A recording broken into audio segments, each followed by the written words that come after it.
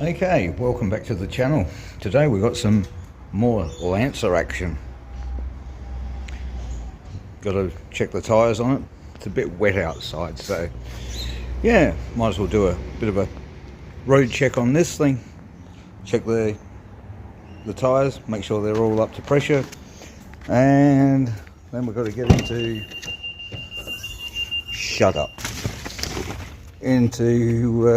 if I can get this stupid thing up there.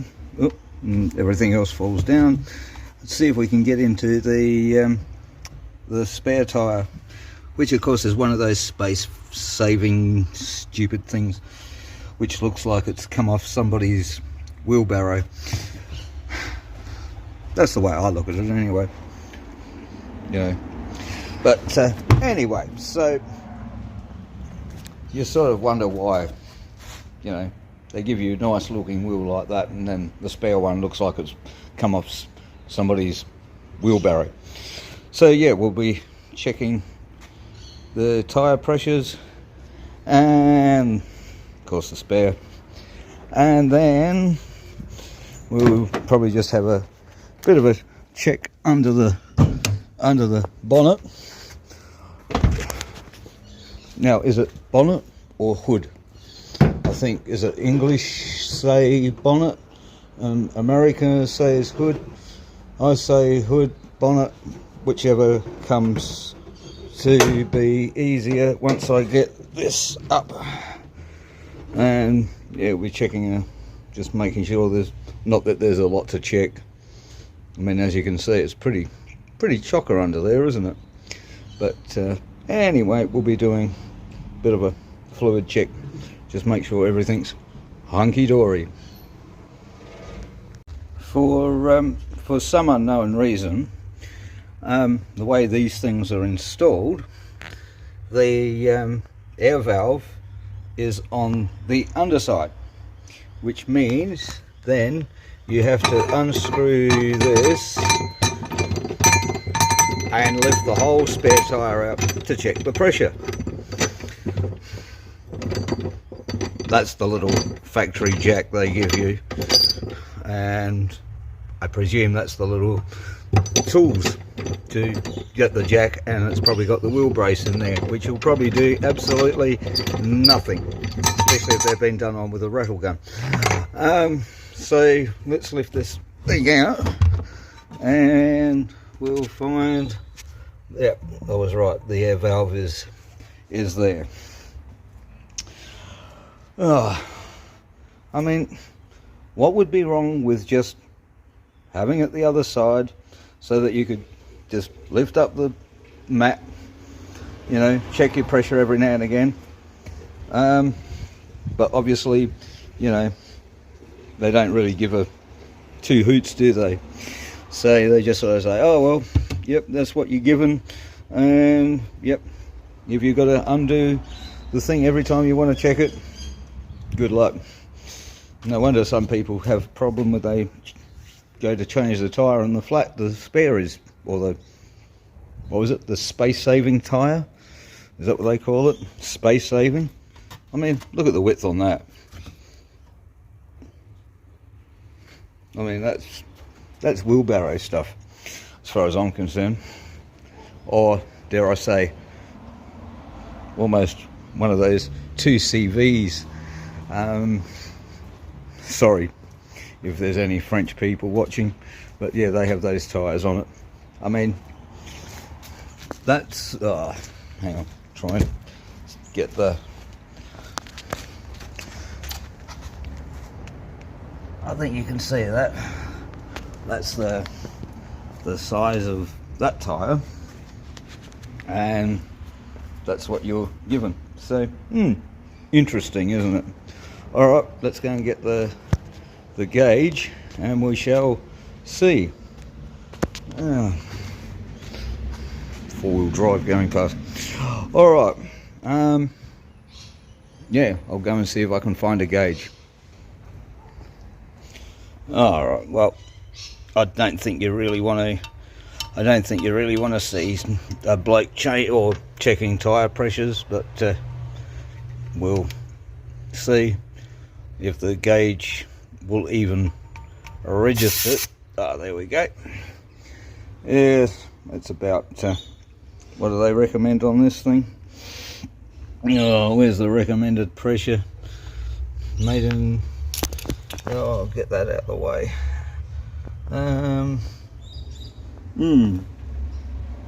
Interesting. Oh, 60 psi. I think, yep. So if this is reading somewhere near it, yeah, it is. So that's all good. So we can actually push this back once I replace the cap, of course. But yeah, it's a bit ridiculous, isn't it, having to do this when you just want to check, make sure. But I suppose the idea is you don't get a flat, do you? Just don't do it. Sorry for all the squeaks.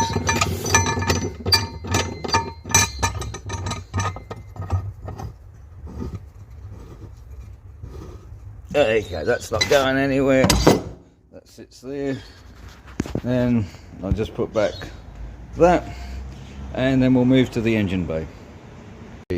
Okay, so we have rag in hand, and this one here would have to be the oil dipstick, which is about 50 miles long. Oil looks pretty good. Yep. So I think that should be all right. Like I said, don't touch the, I don't do any service or anything on this particular car. I just check fluids, maybe top up water, coolant, whatever, when it needs it, but the rest of it can go whistle. Yeah, the Magna and Commodore, piece of cake. This thing, of course, because it's got one of those what's the name, transmissions in it, it's got very, very light oil, very light, almost the texture of cooking oil, vegetable oil, which is yeah, interesting. Nothing like the old Dextron 2 and all of those who well, my car's got I think that's Dextron 2, and I think even the Magna has Dextron 2, so we're all pretty much Dextron. That's another thing. I know you're supposed to have a what is it, maintenance free battery, but when this car was purchased it came with still screw top lids, so it means you can actually still put water in. But as you can see, the room there, I mean, it's accessible but not overly accessible because the air intake comes over the top. Oh man, the more I see, the more I think, oh, take me back to the old days. And I'm just glad that I've got older vehicle, because yeah, these things leave me a bit cold. You sort of look at it and go, what do you do? All right, now we've checked that. Just have a quick squiz at the belts. Belts look okay. No excessive wear. I mean, it hasn't. It's almost like new, this car, so it hasn't done a great deal of kilometres. So yeah, it doesn't. It shouldn't really need a lot, but it's always pays to check. I mean, regardless of how many kilometres a car's done, which is part of having a car, isn't it? Just, you know, just keeping an eye on things before they get out of hand, as they say. Just clean the top of the headlights a bit, where a bit of dust and dirt. These headlights, as you can see, protrude